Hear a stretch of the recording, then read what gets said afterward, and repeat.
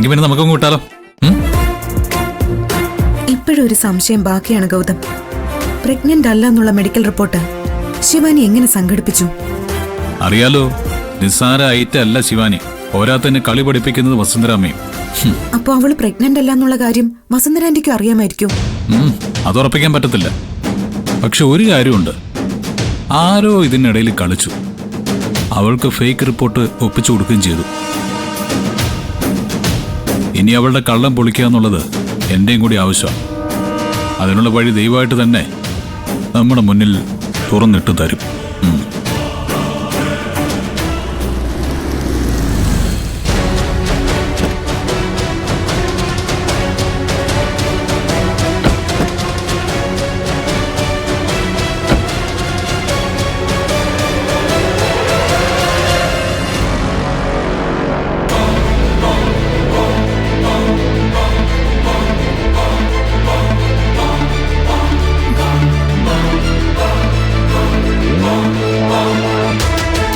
പ്രണവേ, എന്തായി? കേസ് കഴിഞ്ഞോ? വിധി വല്ലതും ജഡ്ജി പറഞ്ഞോ? കേസും കഴിഞ്ഞു, വിധിയും വന്നു. അയ്യോ,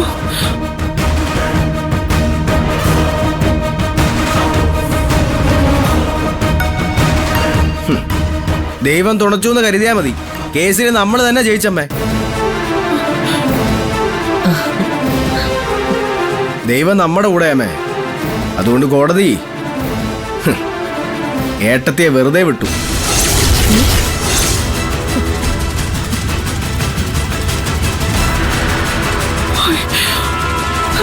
നീ എന്തൊക്കെയാ പ്രണവേ ഈ പറയുന്നേ?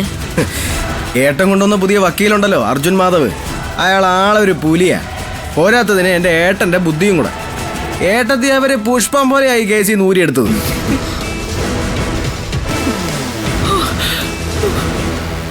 അമ്മയ്ക്കൊരു സത്യം അറിയാമോ? ഈ കേസിലെങ്ങാണം ഏട്ടത്തി ശിക്ഷിക്കപ്പെട്ടിരുന്നെങ്കിലുണ്ടല്ലോ, ഇവള് ചെയ്ത ആ പാപത്തിന്റെ ഫലം ഈ ജന്മം മുഴുവൻ ഞാനും കൂടെ അനുഭവിക്കേണ്ടി വന്നേനെ. പ്രണവേ, നീ കാര്യം എന്താന്ന് വെച്ചാൽ തെളിച്ചു പറയേ. നിങ്ങൾക്ക് വിദ്യാഭ്യാസം ഇല്ലേ? വിവരമില്ലേ? അത്യാവശ്യം വകതിരിവുണ്ടാവേണ്ട പ്രായമൊക്കെ കഴിഞ്ഞല്ലോ. നിങ്ങളും ഇവളും ചേർന്ന് കളിച്ച കള്ളക്കളിയൊക്കെ കോടതിയിൽ കൃത്യമായിട്ട് തെളിഞ്ഞു. ചുരുക്കി പറഞ്ഞാൽ ഞാൻ അവിടെ നിന്ന് നാണം കെട്ടുപോയി.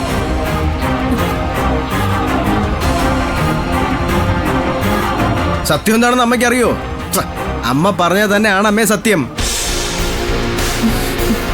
ഇവളുടെ പ്രഗ്നൻസി ഇല്ലാതാക്കാൻ ഏട്ടത്തി ശ്രമിച്ചു എന്നും പറഞ്ഞോണ്ട് ഇവർ രണ്ടുപേരും കൂടെ കൊടുത്ത കേസേ കള്ളവാ. ഹാജരാക്കിയിരിക്കുന്ന തെളിവുകൾ മൊത്തം ഫാബ്രിക്കേറ്റഡുവാ. സാക്ഷിമൊഴി എന്ന് പറഞ്ഞു കൊണ്ടുവന്നിരിക്കുന്ന ആള് ഏട്ടത്തിയെ കണ്ടിട്ട് പോലുമില്ല.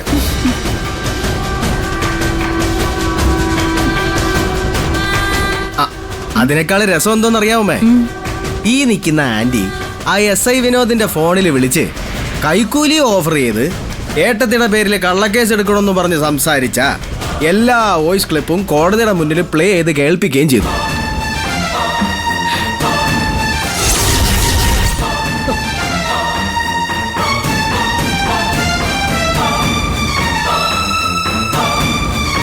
ഏട്ടൻ എല്ലാ തെളിവുകളും ഉണ്ടാക്കി അഡ്വക്കേറ്റ് അർജുൻ മാധവന് കൊടുത്തിരുന്നു. ഈ ആന്റിയുടെ എന്തുമാത്രം വോയിസ് ക്ലിപ്പുകൾ ഉണ്ടായിരുന്നെന്ന് അറിയാവോ?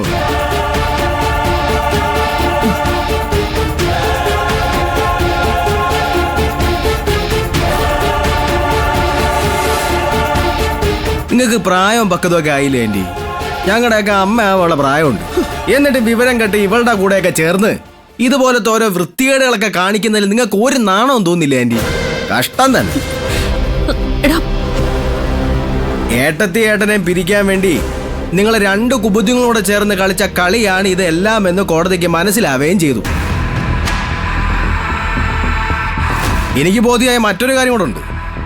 ഇനി സാക്ഷാൽ ദൈവം തമ്പുരാൻ വിചാരിച്ചാലും ഏട്ടനിൽ നിന്ന് ഏട്ടത്തിയെ പിരിച്ചെടുക്കാന്ന് വിചാരിക്കണ്ട.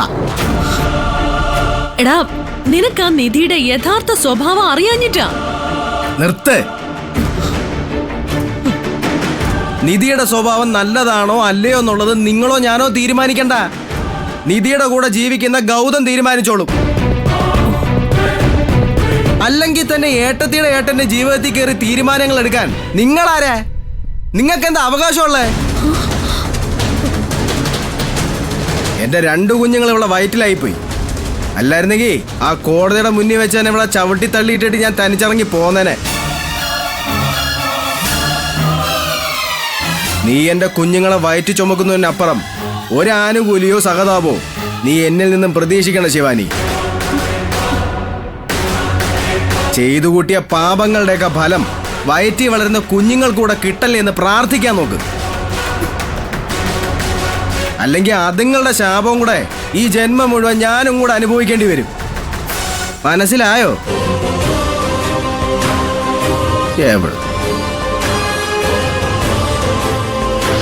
എന്തായാലും ഒരു കാര്യത്തിൽ എനിക്ക് സമാധാനായി. കുറച്ചുനാള് നിധിമോള് ജയിലിൽ കിടന്നാലെന്താ? നിങ്ങൾ രണ്ടെണ്ണത്തിന്റെയും യഥാർത്ഥ സ്വഭാവം എന്റെ പ്രണവിന് മനസ്സിലാക്കാൻ പറ്റിയല്ലോ. ഞാൻ പോയി എന്റെ ദൈവങ്ങൾക്ക് 5 തിരിയിട്ട ഒരു വിളക്ക് കത്തിച്ചു വെച്ച് മനസ്സ് നിറഞ്ഞൊന്ന് നന്ദി പറയട്ടെ.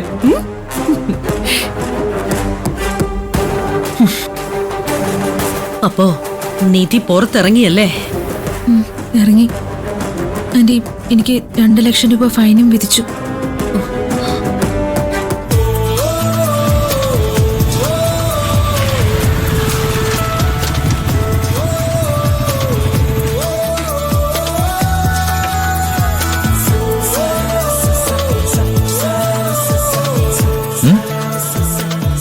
ഈ അടുത്തെങ്ങും ഈ വീട്ടിലേക്കൊരു തിരിച്ചുവരവുണ്ടാവുമെന്ന് ഞാൻ കരുതിയതല്ല. പക്ഷേ എല്ലാ പ്രതിബന്ധങ്ങളെയും ഗൗതം മറികടന്നു. രാപ്പകലില്ലാതെ എനിക്ക് വേണ്ടി അധ്വാനിച്ചു. ഏറ്റവും നല്ല വക്കീലിനെ തന്നെ എനിക്ക് വേണ്ടി കണ്ടെത്തി. അങ്ങനെ ഞാൻ വീണ്ടും നമ്മുടെ കൊച്ചു വീട്ടിലേക്ക് തിരികെ എത്തിയിരിക്കുന്നു. എന്തായാലും അതെല്ലാം കഴിഞ്ഞില്ലേ? ഇനി അതൊന്നും ഓർത്ത് വിഷമിക്കണ്ട. വാ. നിക്ക്. ഇതെന്തുപറ്റി ഗൗതം? വന്ന് കേറിയ ഉടനെ ഇങ്ങനെ അങ്ങ് കേറാൻ പാടുണ്ടോ? അതെന്താ? നീയേ എന്റെ മഹാലക്ഷ്മിയാ. ഈ മഹാലക്ഷ്മിക്ക് പോലും ആരുടെയോ കണ്ണുപെട്ടിട്ടുണ്ട്. ആ ദോഷങ്ങൾ മുഴുവൻ മാറ്റിയിട്ട് വേണം എനിക്ക് എന്റെ മഹാലക്ഷ്മിയെ എനിക്ക് വീണ്ടും വീട്ടിനകത്തേക്ക് കയറ്റാൻ. എന്തൊക്കെയാ ഗൗതം പറയുന്നത്? എനിക്കൊന്നും മനസ്സിലാവുന്നില്ല.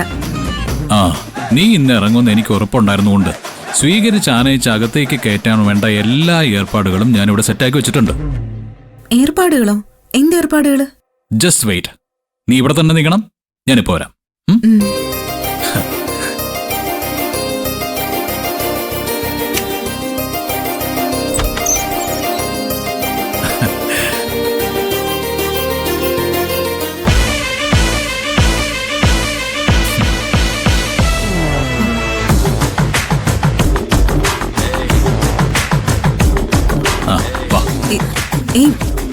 എന്താ ഈ ചെയ്യാൻ പോകുന്നത് ഗൗതം? അതൊക്കെ ഉണ്ട് ഭഗവാനെ. എന്റെ നിധിക്ക് ഒരുപാട് പേരുടെ കണ്ണു തട്ടി, ഒരുപാട് പ്രശ്നങ്ങളുണ്ടായി. ഇനിയെങ്കിലും ഇവളുടെ ജീവിതത്തില് ഒരു സങ്കടങ്ങളും വരുത്തി വെക്കല്ലേ.